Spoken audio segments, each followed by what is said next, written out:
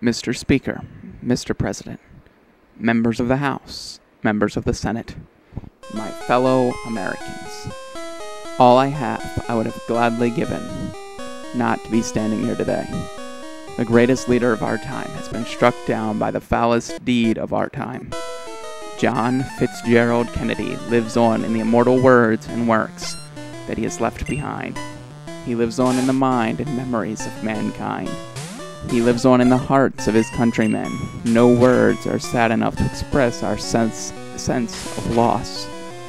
No words are strong enough to express our determination to continue the forward thrust of America that he began.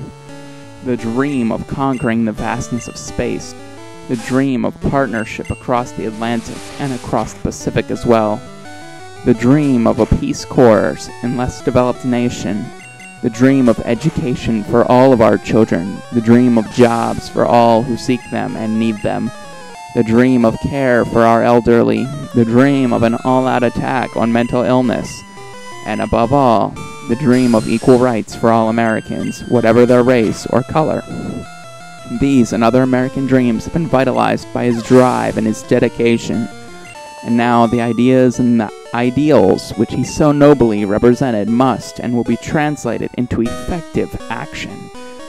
Under John Kennedy's leadership, this nation has demonstrated that it has the courage to seek peace, and it has the fortitude to risk war.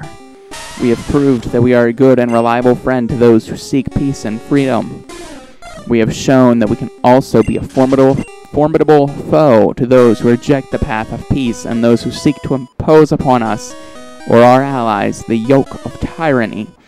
This nation will keep its commitments from South Vietnam to West Berlin. We will be unceasing in the search for peace, resourceful in our pursuit of areas of agreement, even with those with whom we differ, and generous and loyal to those who join with us in common cause. In this age, when there can be no losers in peace and no victors in war, we must recognize the obligation to match national strength with national restraint. We must be prepared at one and the same time for both the confrontation of power and the limitation of power. We must be ready to defend the national interest and to negotiate the common interest. This is the path that we shall continue to pursue. Those who test our courage will find it strong, and those who seek our friendship will find it honorable. We will demonstrate anew that the strong can be just in the use of strength, and the just can be strong in the defense of justice. And that all know we will extend no special privilege and impose no persecution. We will carry on the fight against poverty and misery and disease and ignorance in other lands and in our own. We will serve all the nation, not one section or one sector or one group, but all Americans. These are the United States, a united people with a united purpose. Our American unity does not depend upon unanimity. We have differences, but now, as in the past, we can derive from these differences strength, not weakness, wisdom, not despair. Both as a people and a government, we can unite upon a program which is wise and just, enlightened and constructive. For 32 years, Capitol Hill has been my home. I have shared many moments of pride with you, pride in the ability of the Congress of the United States to act, to meet any crisis, to distill from our differences strong programs of national action. An assassin's bullet has thrust upon me the awesome burden of the presidency. I'm here today to say I need your help. I cannot bear this burden alone. I need the help of all Americans and all America. This nation has experienced a profound shock, and in this critical moment, it is our duty, yours and mine, as the government of the United States, to do away with uncertainty and doubt and delay, and to show that we are capable of decisive action, that from the brutal loss of our leader we will derive not weakness, but strength, that we can and will act, and act now.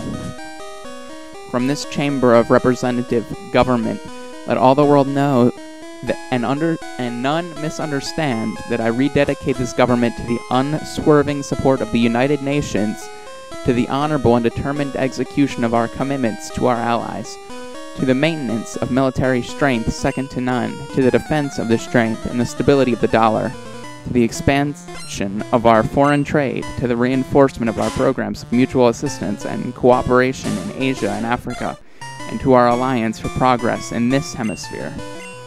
On the 20th day of January in 1961, John F. Kennedy told his countrymen that our national work would not be finished in the first 1,000 days, nor in the life of this administration, nor even perhaps in our lifetime on this planet.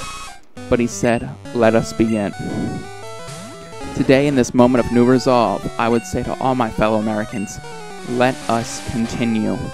This is our challenge, not to hesitate, not to pause, not to turn about and linger over this evil moment, but to continue on our course so that we may fulfill the destiny that history has set for us.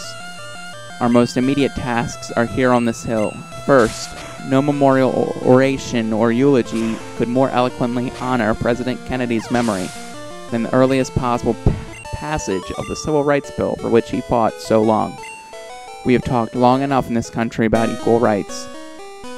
We have talked for 1,000 years or more. 100.